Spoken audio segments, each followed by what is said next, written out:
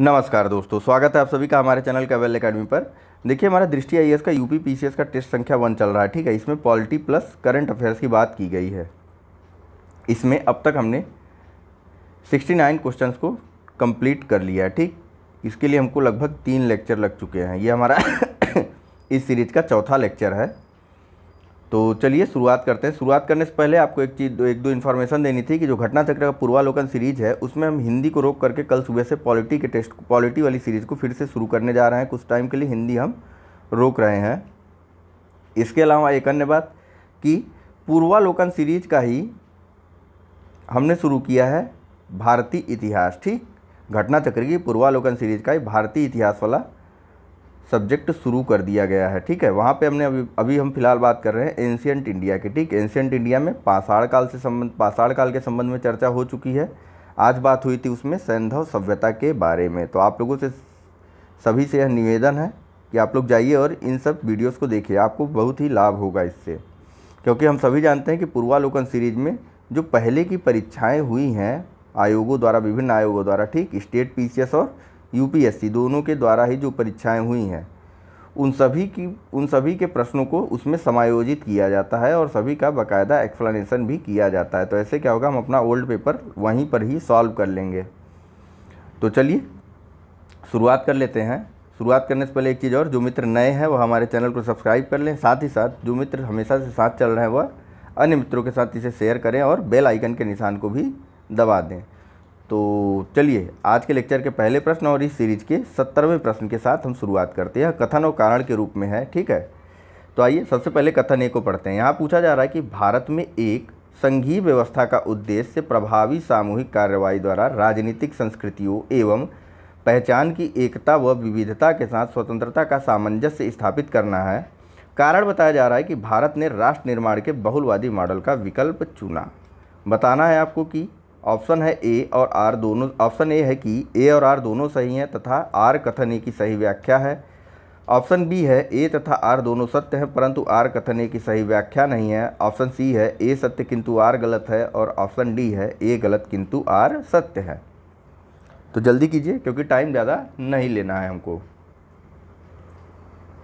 चलिए, इसका सही आंसर है ऑप्शन नंबर ए। ठीक, इसमें कथन और कारण दोनों ही सही है और कथन जो है, कारण जो है, यह कथन की सही से व्याख्या करता है। ठीक है, यानी कि जो संघीय व्यवस्था को भारत में अपनाया गया है इसका क्या उद्देश्य था, तो इसका उद्देश्य था प्रभावी सामूहिक कार्रवाई द्वारा जो राजनीतिक संस्कृतियां हैं उनको पहचान की एकता और विविधता, ठीक, इन सभी का स्वतंत्रता के साथ सामंजस्य स्थापित करना था। ठीक है, और यह कौन सा मॉडल कहलाता है, तो यह राष्ट्र के निर्माण का बहुलवादी मॉडल कहलाता है। कुछ और बताऊं आपको, तो देखिए, नीति निर्माता यानी कि जो संविधानविद या संविधान सभा के सदस्य थे उनके द्वारा इसको या बहुलवादी मॉडल को अपनाने के 2 कारण थे। पहला कि हमारा देश बहुत विशाल है और अलग अलग जगह पे अलग अलग सामाजिक व्यवस्था या सामाजिक संस्कृतियाँ हैं। इसके अलावा एक अन्य कारण था कि इससे न केवल देश में कुशल प्रशासन संभव हो सकता था, ठीक, कौन सा प्रशासन, कुशल प्रशासन संभव हो सकता था, बल्कि क्षेत्रीय स्वायत्तता, ठीक, राज्य कुछ हद तक स्वायत्त भी रह सकते थे निर्णय लेने की प्रक्रिया में। चलिए आइए नेक्स्ट प्रश्न के बारे में बात करते हैं। यह है क्वेश्चन नंबर 71। यहाँ पूछा जा रहा है कि पहले राष्ट्रीय हिंदी विज्ञान लेखक सम्मेलन का आयोजन किया गया था, कहाँ किया गया था। ऑप्शन है ए वाराणसी उत्तर प्रदेश, बी नोएडा उत्तर प्रदेश, सी लखनऊ उत्तर प्रदेश या फिर डी नासिक महाराष्ट्र। चलिए, इसका सही आंसर है ऑप्शन नंबर सी। ठीक, पहले राष्ट्रीय हिंदी विज्ञान लेखक सम्मेलन का आयोजन लखनऊ उत्तर प्रदेश में 11 और 12 अक्टूबर को किया गया था। ठीक, 11 और 12 अक्टूबर 2019 को किया गया था। मुख्य उद्देश्य यह था इसका कि जो विज्ञान विषय है इसको हिंदी के साथ साथ अन्य स्थानीय भाषाओं में भी प्रचारित किया जाए, ठीक, या फिर विज्ञान विषय में इन भाषाओं के उपयोग को भी बढ़ावा दिया जाए। आयोजन किस स्थल पर किया गया था, तो देखिए लखनऊ के शकुंतला मिश्रा राष्ट्रीय पुनर्वास विश्वविद्यालय में इसका आयोजन किया गया था। आइए नेक्स्ट प्रश्न के बारे में बात करते हैं। यहाँ पूछा जा रहा है कि हाल ही में वर्ष 2019 के लिए हुरून ग्लोबल यूनिकॉर्न लिस्ट का पहला संस्करण जारी किया गया है। यह सूचकांक है। ऑप्शन है ए एंजल निवेशकों का, बी धनी व्यक्तियों का, सी उद्यम पूंजीपतियों का, या फिर डी प्रौद्योगिकी संबंधी स्टार्टअप का। चलिए, इसका सही आंसर है ऑप्शन नंबर डी, प्रौद्योगिकी संबंधी स्टार्टअप का यह यूनिकॉर्न लिस्ट है। ठीक, हुरून ग्लोबल यूनिकॉर्न लिस्ट का जो पहला संस्करण आया है अभी, यह इंडेक्स जो आया है सूचकांक, यह प्रौद्योगिकी संबंधी स्टार्टअप से संबंधित है। ठीक है, इसमें मुख्यतः उनको शामिल किया गया था जो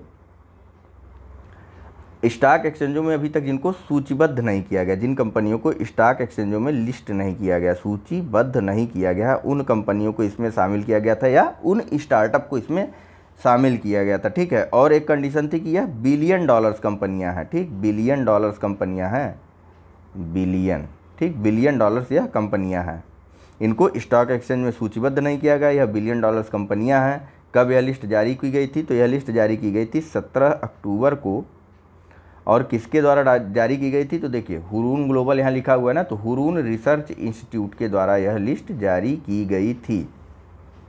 ठीक है, भारत की कुछ प्रमुख कंपनियों के बारे में अगर बात की जाए तो 197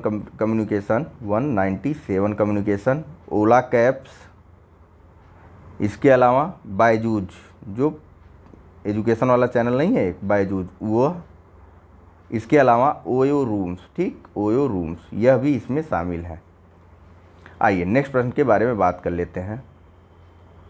मल्टी बिलियन डॉलर नहीं है इसमें, देखिए यह मल्टी बिलियन डॉलर नहीं, जिनके मूल्य जो है 1 बिलियन डॉलर से अधिक है, बस।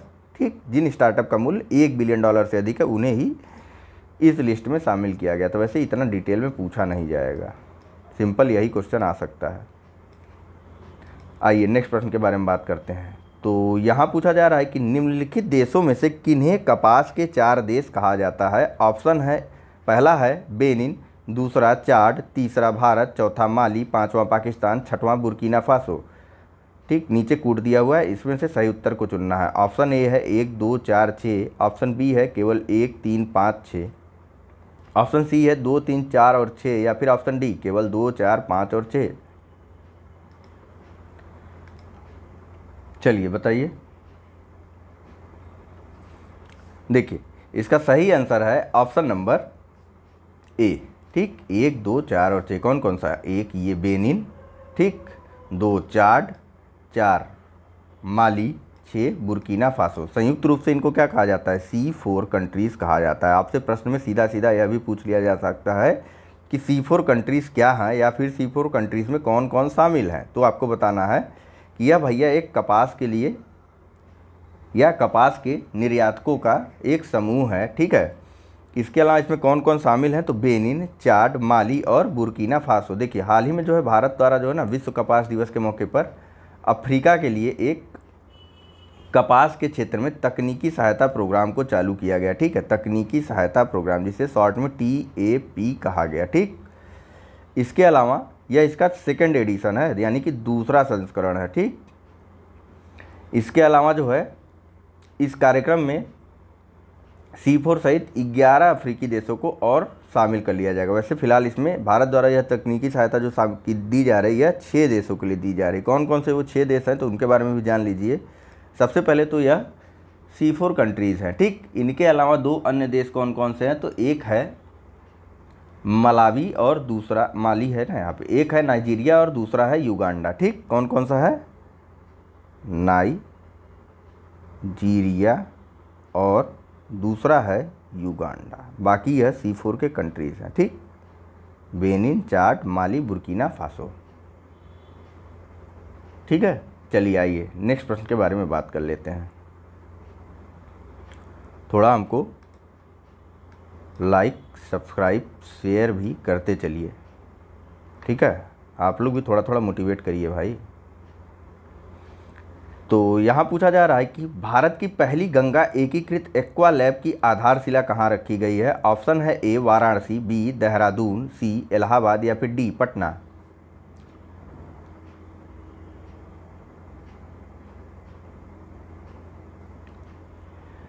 चलिए, इसका सही आंसर है ऑप्शन नंबर बी। देखिए, देहरादून के जो है भारतीय वन्य जीव संस्थान WII, ठीक। भारतीय वन्यजीव संस्थान में इसकी नींव रखी गई है कब? 28 नवंबर 2019 को इसकी स्थापना की गई है। भारत की पहली गंगा एकीकृत एक्वा लैब की स्थापना की गई है। ठीक है, क्या काम क्या करेगी ये?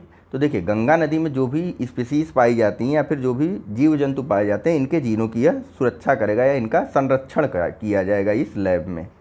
ठीक है, चलिए नेक्स्ट प्रश्न के बारे में बात करते हैं। यहाँ पूछा जा रहा है कि भारत न्याय रिपोर्ट 2019 के अनुसार न्याय वितरण प्रणाली पर भारतीय राज्यों की समग्र रैंकिंग में बड़े मध्यम राज्यों की सूची में कौन सा राज्य शीर्ष पर है? ऑप्शन है ए तमिलनाडु, बी झारखंड, सी महाराष्ट्र या फिर डी केरल।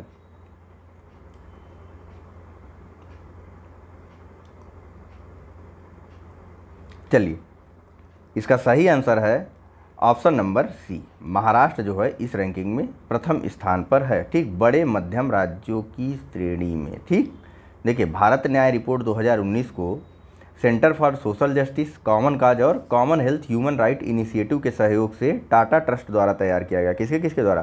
तो सेंटर फॉर, पूरा लिखना संभव नहीं है, ठीक है, सेंटर फॉर सोशल जस्टिस, ठीक, इसके अलावा कॉमन काज, कहीं नोट डाउन करते चला करिए ना, कॉमन काज और commonwealth of human rights initiative, इन सभी के सहयोग से जो है टाटा ट्रस्ट द्वारा इस रिपोर्ट को तैयार किया गया। ठीक है, इसमें क्या किया गया कि राज्यों को दो भागों में बांट दिया गया। सबसे पहले राज्य वे राज्य थे, बड़े मध्यम जो राज्य थे, इनमें वे राज्य शामिल किए गए जिनकी संख्या जो है 1 करोड़ या इससे अधिक थी। ठीक, 1 करोड़ या इससे 1 करोड़ प्लस जिन राज्यों की जनसंख्या थी 1 करोड़ या 1 करोड़ से अधिक जिन राज्यों की जनसंख्या थी, वे बड़े मध्यम राज्यों की श्रेणी में उनको रखा गया, और छोटे राज्य और केंद्र शासित प्रदेशों में उनको रखा गया जिनकी जनसंख्या जो है 1 करोड़ से कम की थी। ठीक, दो तरह की श्रेणियां थी, बड़े मध्यम राज्य और छोटे मध्यम राज्य। ठीक है, इसको 4 आधार थे इस रिपोर्ट के। कौन कौन से वो 4 आधार थे? तो पहला था पुलिस। इतना डिटेल में इसलिए बता रहा हूँ ना, क्योंकि ऐसा ना हो यूपीएससी के अलावा, यूपी पीसीएस के अलावा अगर यूपीएससी में यह प्रश्न आ जाए तो आप वहाँ पे मिस कर जाए, आपको वहाँ पर भी यह प्रश्न कर लें आसानी से, इसलिए इतना डिटेल से बताया जा रहा है। ठीक है, तो 4 स्तंभ थे इसके। कौन कौन से? पुलिस, जब कर ही रहे तो बहुत अच्छे से कर लीजिए, हर जगह काम आए। न्यायपालिका, कारागार, और चौथा कौन सा था? तो विधिक सहायता। ठीक, लीगल हेल्प, विधिक सहायता। ठीक है, यह 4 स्तंभ थे। ठीक है, अब आइए इन राज्यों की रैंकिंग के बारे में भी जान लेते हैं। सबसे पहले तो इन सब चीज़ों को हटा दूं मैं यहाँ से। देखिए, 4 स्तंभ थे, पुलिस, कारागार, न्यायपालिका और विधिक सहायता, ये 4 स्तंभ थे। ठीक है, देखिए, अब इन सबको हटाता हूँ तो उन चारों राज्यों के बारे में और कुछ राज्यों की रैंकिंग के बारे में बता देता हूँ। देखिए, उत्तर प्रदेश क्या था ना, उत्तर प्रदेश तो सबसे निचली रैंक पे था। ठीक है, इसके ऊपर बिहार था, फिर इसके ऊपर झारखंड, मतलब नीचे के 3 कौन कौन से राज्य थे? तो नीचे के 3 राज्य थे झारखंड, बिहार और उत्तर प्रदेश। ठीक, झारखंड, बिहार और उत्तर प्रदेश। यहाँ पर न्याय वितरण प्रणाली बहुत अच्छी नहीं है। यह तीनों जो है नीचे के 3 राज्य थे। ऊपर के राज्यों के बारे में बात करें तो सबसे शीर्ष पर बड़े मध्यम राज्यों में महाराष्ट्र था। ठीक है, जनसंख्या के आधार पर ये राज्य कहाँ शामिल होंगे? झारखंड, उत्तर प्रदेश, बिहार, यह आपको सोचना है। ठीक है, तो शीर्ष में महाराष्ट्र था, इसके बाद केरल, इसके बाद स्थान था तमिलनाडु का। ठीक, फिर बाद में क्रमशः पंजाब और हरियाणा का भी स्थान था। तमिलनाडु, हम शुरू के 3 के बारे में ही बात करते हैं, वैसे बता आपको पंजाब और हरियाणा के बारे में भी दिया गया है।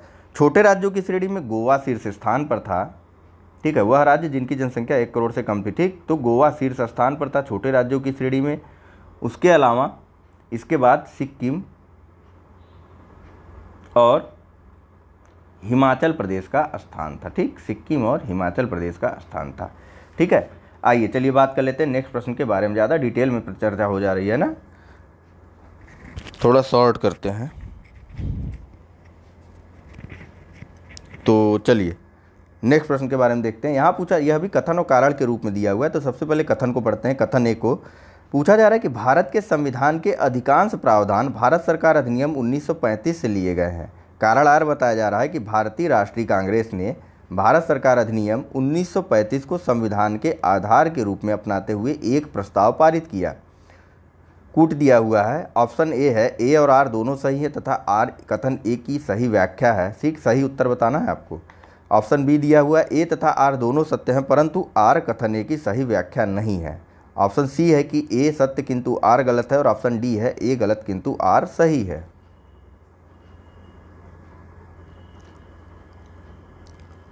चलिए, इसका सही आंसर है ऑप्शन नंबर सी। ठीक, यानी कि कथन तो सही है, भारतीय संविधान के कई अनुच्छेद भारत सरकार अधिनियम 1935 से लिए गए, लेकिन कारण जो बताया जा रहा है यह गलत है। ऐसा आपने या मैंने या किसी ने भी कहीं नहीं पढ़ा है कि भारतीय राष्ट्रीय कांग्रेस ने भारत सरकार अधिनियम 1935 को संविधान के आधार के रूप में अपनाने के लिए कोई प्रस्ताव पारित किया हो। ठीक, यह स्पष्ट रूप से और सीधा सीधा गलत है। देखिए, जो भारत सरकार अधिनियम 1935 था उसमें 321 अनुच्छेद और 10 अनुसूचियां थी। ठीक,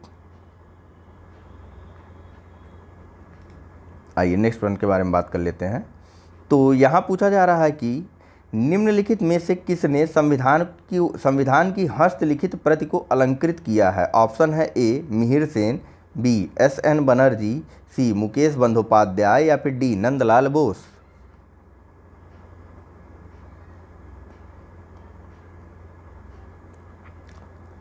चलिए, इसका सही आंसर है ऑप्शन नंबर डी। ठीक, इन्होंने जो है भारतीय संविधान की हस्तलिखित प्रति को अलंकृत या सजावट प्रदान की थी। ठीक है, किसने? नंदलाल बोस ने। ठीक, यह आधुनिक भारतीय कला के अग्रदूत थे। ठीक, इनके द्वारा ही जवाहरलाल नेहरू को ने जो है इनसे ही रिक्वेस्ट करके भारत रत्न एवं पद्म भूषण की जो कलाकृतियां हैं इनका निर्माण करने को कहा था। भारत रत्न और पद्म श्री सहित भारत सरकार के प्रतीक चिन्हों की रेखा चित्र को बनाने का आग्रह किया गया था किस? जवाहरलाल नेहरू के द्वारा। ठीक, नंदलाल बोस से। चलिए, आइए नेक्स्ट प्रश्न के बारे में बात करते हैं। तो यहाँ पूछा जा रहा है कि निम्नलिखित अनुच्छेदों में से कौन सा भारतीय राष्ट्रपति पर महाभियोग से संबंधित है। ऑप्शन है ए अनुच्छेद 60, बी अनुच्छेद 61, सी अनुच्छेद 62 या फिर डी अनुच्छेद 63।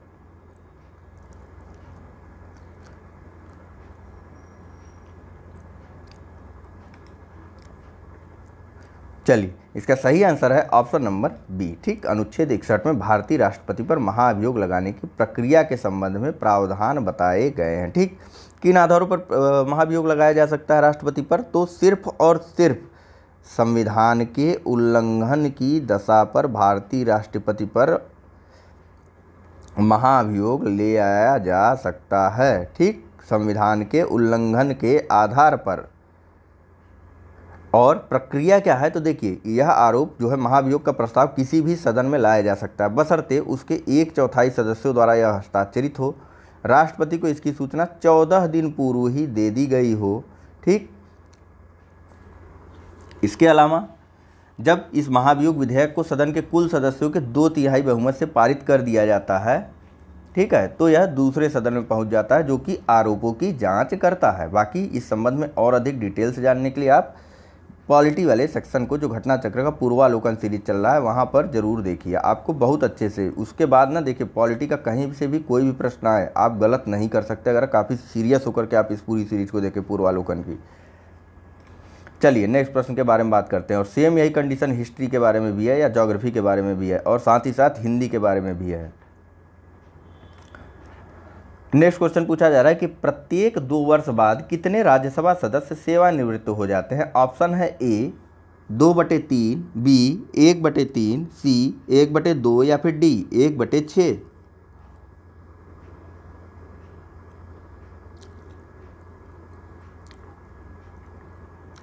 चलिए, इसका सही आंसर है ऑप्शन नंबर बी। ठीक, यानी कि प्रत्येक 2 वर्ष बाद राज्यसभा के जो है 1/3 सदस्य सेवानिवृत्त हो जाते हैं। ठीक, राज्यसभा का विघटन कब होता है, कितने साल में?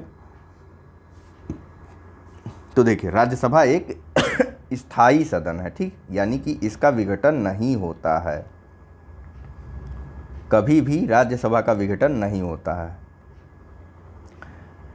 आइए नेक्स्ट प्रश्न के बारे में बात कर लेते हैं। यहाँ पूछा जा रहा है कि लोकायुक्त प्रणाली का गठन करने वाला भारत का पहला राज्य कौन सा था। ऑप्शन है ए उड़ीसा, बी उत्तर प्रदेश, सी महाराष्ट्र या फिर डी राजस्थान।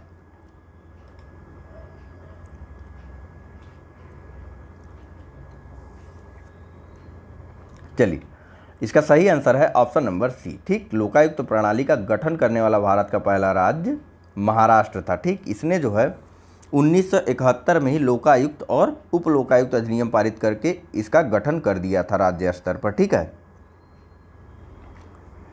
लेकिन सबसे पहले अगर अधिनियम पारित करने की बात आएगी तो सबसे पहले अधिनियम पारित किया गया था उड़ीसा के द्वारा। कब? 1970 में ही उड़ीसा ने इस अधिनियम को पारित कर दिया था। हालांकि राज्य स्तर पर इसे लागू करने में वह थोड़ा डिले किया और तब तक महाराष्ट्र ने ऐसा काम कर दिया और 1971 में राज्य में लोकायुक्त संस्था को लागू कर दिया गया। ठीक है, वर्तमान में की स्थिति क्या है? तो वर्तमान में संपूर्ण देश में लोकायुक्त अधिनियम, लोकायुक्त एक्ट 2013 लागू है। ठीक, 2013 लागू है और इस व्यवस्था के अंतर्गत ओडिशा द्वारा, ठीक, किसके द्वारा? इस व्यवस्था के अंतर्गत ओडिशा द्वारा सर्वप्रथम लोकायुक्त अधिनियम बनाया गया। कब? 2015 में। ठीक है, आइए नेक्स्ट प्रश्न के बारे में बात करते हैं।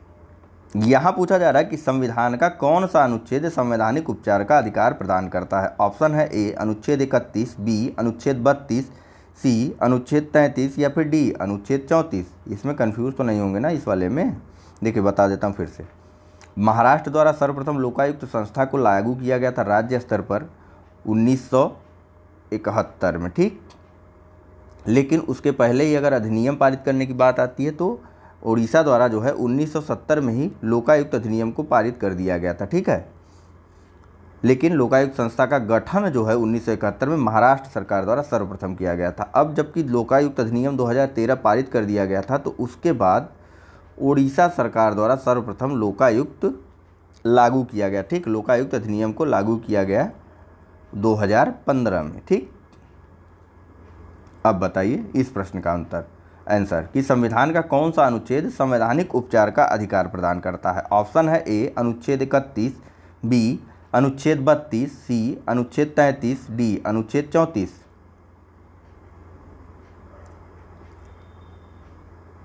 चलिए, इसका सही आंसर है ऑप्शन नंबर बी अनुच्छेद 32। ठीक, इसे जो है B.R. अम्बेडकर के द्वारा संविधान की आत्मा भी कहा गया था। B.R. अम्बेडकर के संदर्भ में जब यह प्रश्न आया। ठीक, घटना चक्र की पूर्वालोकन सीरीज देखिए, सारे कन्फ्यूजन दूर करेगा वो। सब प्रश्नोत्तर के माध्यम से जो पहले परीक्षाओं में पूछे गए वही सब प्रश्न है वहाँ पे, और कुछ इधर उधर से नहीं है। ठीक है, इसके बारे में कुछ खास चर्चा करने की ज़रूरत नहीं है। देखिए, अगर उच्च न्यायालय के संदर्भ में आएगा तो उच्च न्यायालय को अधिकार कहाँ से मिला है? तो अनुच्छेद 226 से। ठीक है, यह सुप्रीम कोर्ट की बात की गई है अनुच्छेद 32 में। आइए नेक्स्ट प्रश्न के बारे में बात करते हैं। तो यहाँ पूछा जा रहा है कि संविधान की व्याख्या से संबंधित मामलों की सुनवाई के लिए निर्मित पीठ में आवश्यक सदस्यों की न्यूनतम संख्या क्या होती है? ऑप्शन है ए 2, बी 3, सी 5 या फिर डी 7। सीधे सीधे पूछ रहा है संविधान पीठ निर्मित करने के लिए कितने सदस्य होते हैं, कितने न्यायाधीशों द्वारा जो है संविधान पीठ का गठन किया जाता है मिल करके। चलिए, इसका सही आंसर है ऑप्शन नंबर सी, यानी कि संविधान पीठ अगर कोई है तो उसके न्यूनतम न्यायाधीशों की संख्या 5 होगी। ठीक, संविधान पीठ के संदर्भ में प्रावधान कहाँ गया? पहले सब हटा दूँ। संविधान पीठ के संदर्भ में प्रावधान किस अनुच्छेद में किया गया? तो भैया ये किया गया है आर्टिकल 145 में। चलिए नेक्स्ट प्रश्न के बारे में बात करते हैं। तो इसमें पूछा जा रहा है कि भारतीय संविधान के निम्नलिखित में से किस भाग में केवल एक अनुच्छेद है? पहला है भाग 4A, दूसरा है भाग 20। नीचे कूट दिया हुआ है, सही उत्तर को बताना है। ऑप्शन है केवल ए केवल 1, बी केवल 2, सी केवल 1 और 2 या फिर डी न तो 1 न ही 2। केवल एक अनुच्छेद है, बताइए सोच करके। तो वीडियो पॉज कर लीजिए लेकिन सोचिए, पढ़े हैं आप लोग। चलिए, इसका सही आंसर है ऑप्शन नंबर सी। ठीक, देखिए भाग 4A में, ठीक भाग 4A है ना, अनुच्छेद तो केवल एक है 51 का या फिर 51A, जिसमें मूल कर्तव्य बताया गया। ठीक है, और भाग 20, ठीक भाग 20 में क्या है?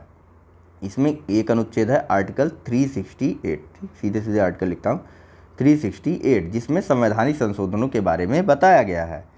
चलिए नेक्स्ट प्रश्न के बारे में चर्चा करते हैं। तो यहाँ पूछा जा रहा है कि संविधान के निम्नलिखित में से किस अनुच्छेद द्वारा राष्ट्रपति को क्षमादान की शक्ति प्रदान की गई है? ऑप्शन है ए अनुच्छेद 70, बी अनुच्छेद 72, सी अनुच्छेद 74 या फिर डी अनुच्छेद 73।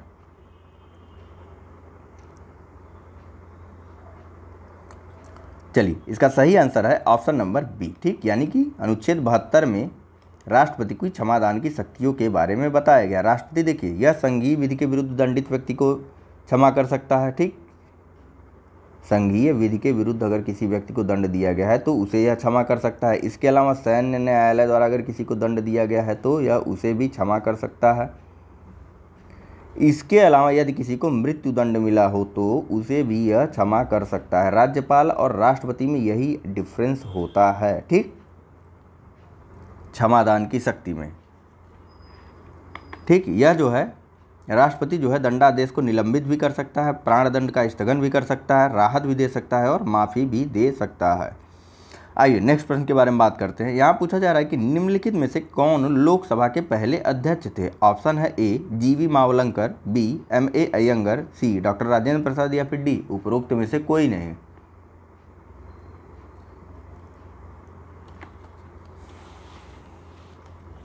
चलिए, इसका सही आंसर है ऑप्शन नंबर ए, ठीक, राज्य लोकसभा के पहले अध्यक्ष जो है गणेश वासुदेव मावलंकर, ठीक, GV मावलंकर थे, ठीक है। आइए नेक्स्ट प्रश्न के बारे में चर्चा करते हैं। यह केंद्रीय विधानसभा के भी अध्यक्ष थे, कब से कब तक, 1946 से 1947 तक। कौन? GV मावलंकर, ठीक है। आइए नेक्स्ट प्रश्न देखते हैं। तो यहाँ पूछा जा रहा है कि भारत में न्यायालयों के संदर्भ में निम्नलिखित कथनों में से कौन से सही हैं। पहला कथन है कि उच्चतम न्यायालय स्वयं के निर्णय को रद्द कर सकता है। फिर से पढ़ देता हूँ, देखिए, पहला कथन है कि उच्चतम न्यायालय यानी कि सुप्रीम कोर्ट स्वयं के निर्णय को रद्द कर सकता है। दूसरा कथन है उच्च न्यायालय स्वयं के निर्णय को रद्द कर सकता है, हाई कोर्ट। तीसरा कथन है उच्चतम न्यायालय के निर्णय निचली अदालतों के लिए बाध्यकारी होते हैं। और कथन 4 है कि एक उच्च न्यायालय का निर्णय राज्य की निचली अदालतों के लिए बाध्यकारी नहीं होता है, ठीक। बताना है कौन सा सही है, ठीक, नीचे कूट दिया हुआ, इनका प्रयोग करके बताना है। ऑप्शन है ए केवल 1 और 2, ऑप्शन बी केवल 3 और 4, ऑप्शन सी 1 2 3 या फिर ऑप्शन डी 1 2 3 और 4।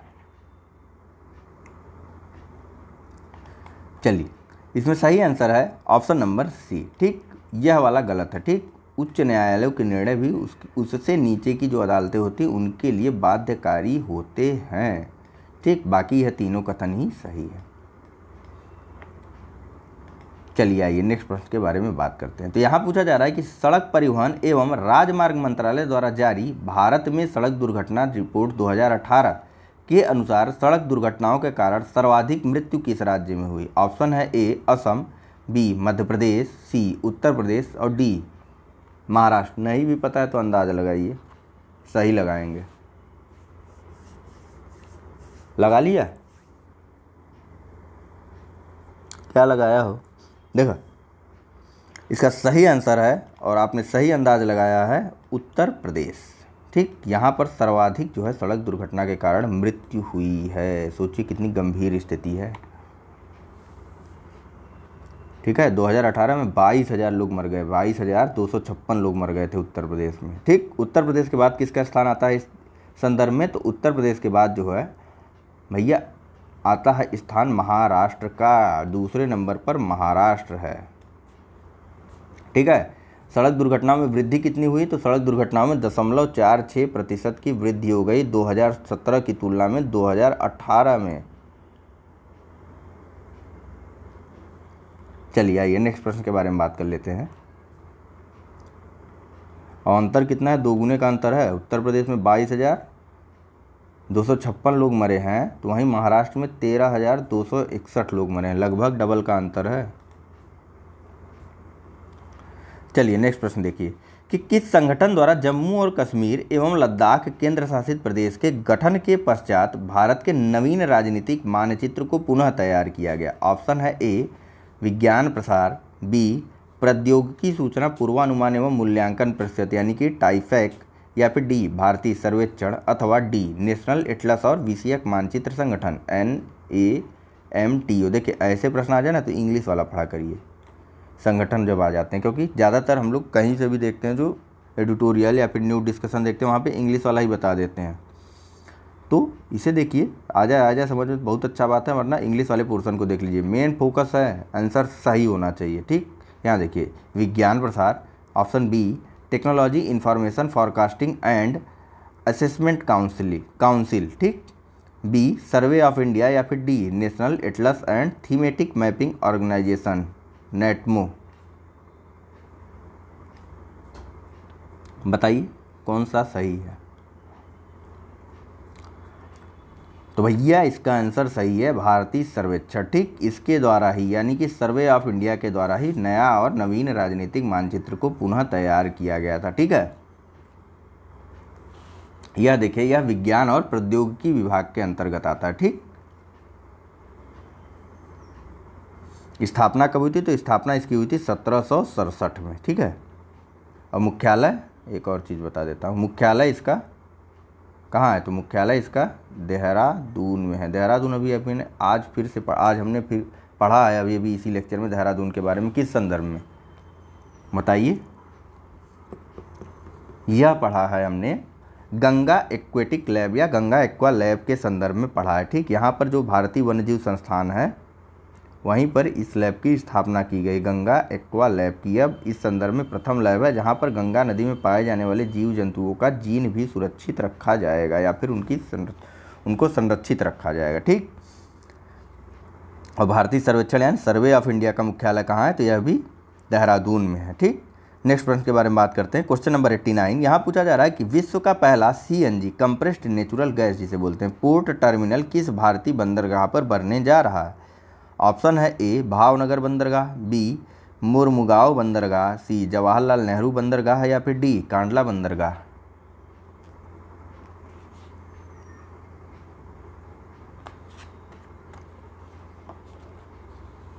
चलिए, इसका सही आंसर है ऑप्शन नंबर पेन,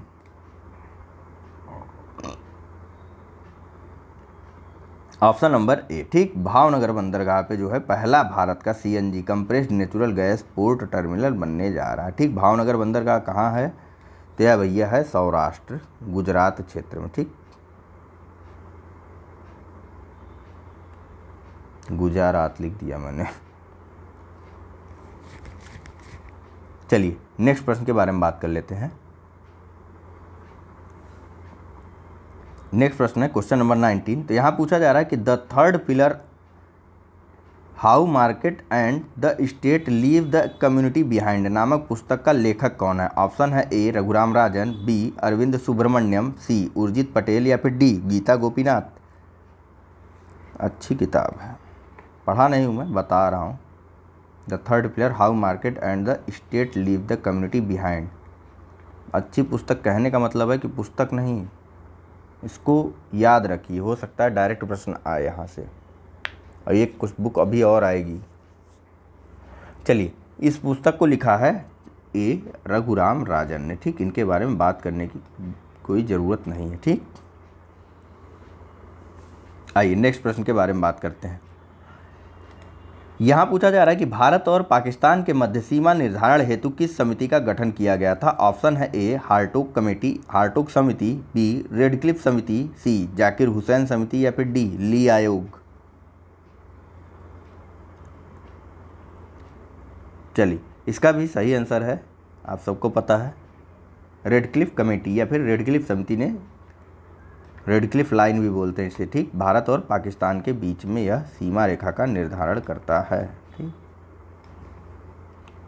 वैसे कायदे से इसे पी को इधर लिखना चाहिए था और आई को इधर, ठीक। क्यों?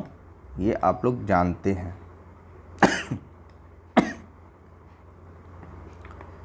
नेक्स्ट प्रश्न है स्वतंत्र भारत के पहले गवर्नर जनरल कौन थे? ऑप्शन है ए सरदार वल्लभ भाई पटेल, बी लॉर्ड माउंटबेटन, सी राजगोपालाचारी, या फिर डी डॉक्टर राजेंद्र प्रसाद।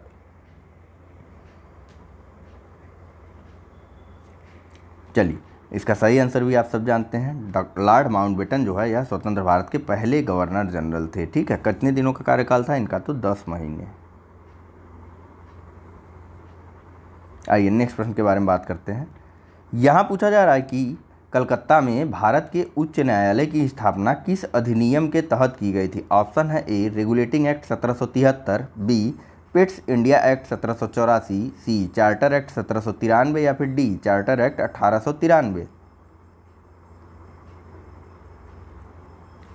चलिए, इसका सही आंसर है ऑप्शन नंबर ए। रेगुलेटिंग एक्ट 1773 के तहत कलकत्ता में एक उच्च न्यायालय की स्थापना की गई थी।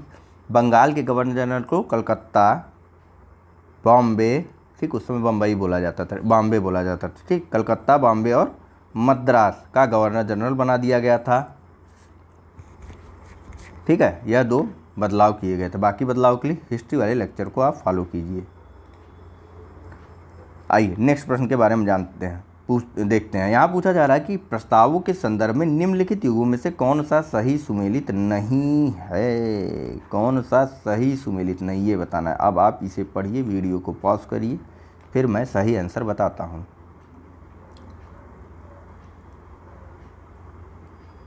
चलिए, इसका सही आंसर है ऑप्शन नंबर बी।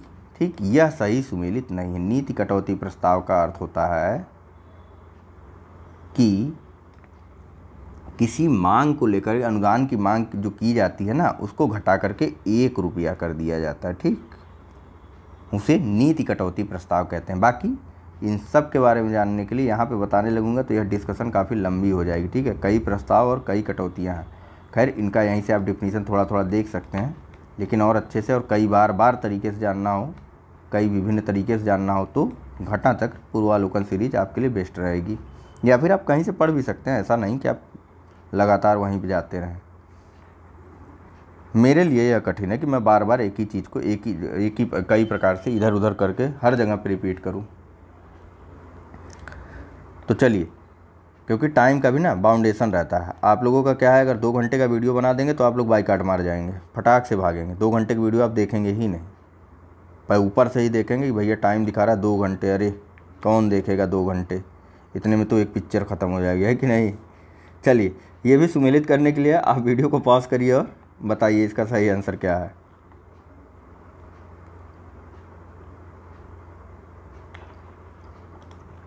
पिक्चर जल्दी देख लेते हैं, उसमें टाइम का नहीं पता चलता है ना।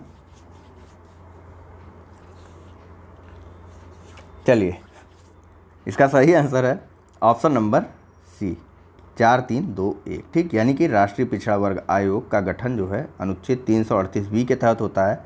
अखिल भारतीय सेवाएं जो है अनुच्छेद 312 के तहत, लोकसभा में अनुसूचित जाति और अनुसूचित जनजाति के लिए आरक्षित स्थान अनुच्छेद 330 और प्रशासनिक अधिकरण या फिर एडमिनिस्ट्रेटिव ट्रिब्यूनल जो है अनुच्छेद 300 आर्टिकल 323A या फिर अनुच्छेद 323 क में है। ठीक,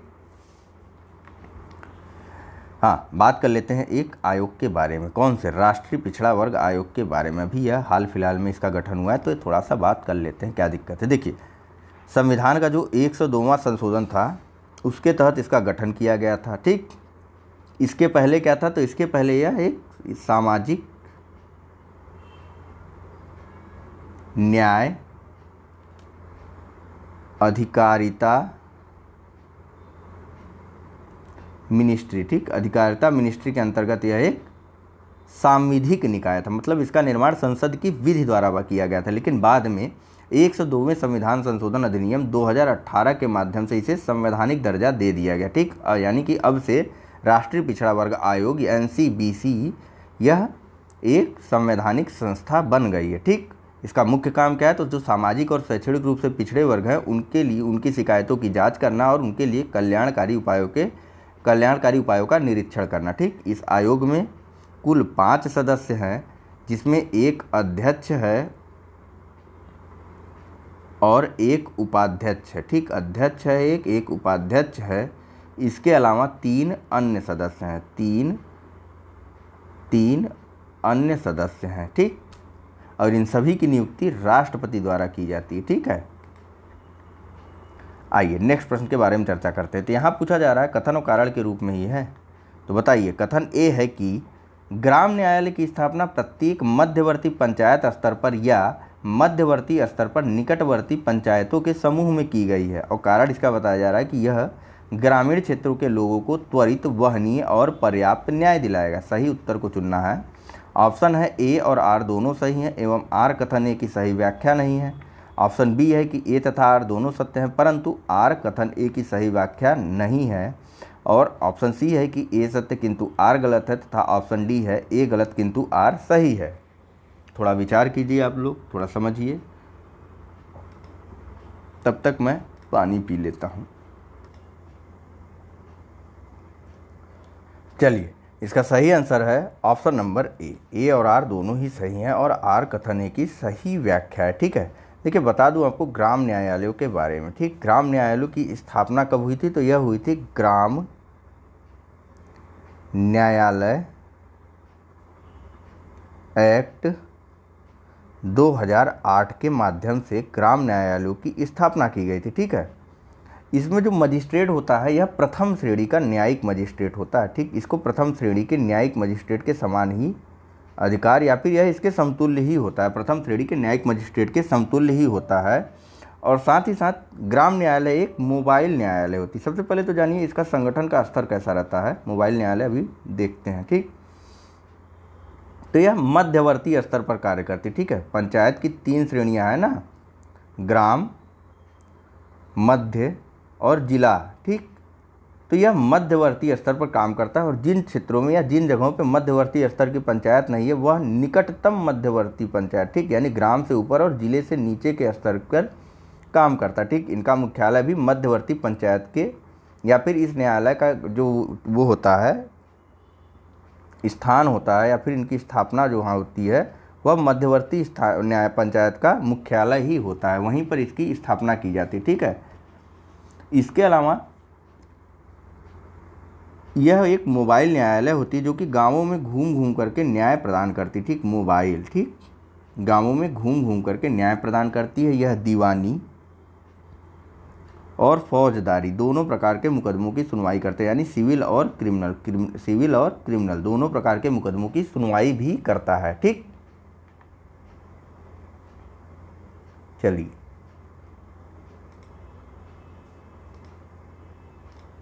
चलते हैं नेक्स्ट प्रश्न की तरफ। यहाँ पूछा जा रहा है कि निम्नलिखित में से किन परिस्थितियों में राष्ट्रपति आपातकाल की घोषणा कर सकता है। पहला है सांप्रदायिक मतभेद, दूसरा है युद्ध, तीसरा वित्तीय संकट, चौथा राज्यों में संवैधानिक व्यवस्था की विफलता। कूट दिया हुआ है केवल 1 और 2। ऑप्शन बी है 2 और 3, या फिर ऑप्शन सी 1, 2 और 3, या ऑप्शन डी 2, 3 और 4। तो इस प्रश्न का उत्तर आप लोग सोचिए, इसका जवाब आपको नेक्स्ट लेक्चर में मिलेगा। ठीक, कल जो है हम यूपीएससी की टेस्ट के बारे में डिस्कस करेंगे। ठीक, जियोग्राफी। चलिए, thank you very much for discussion.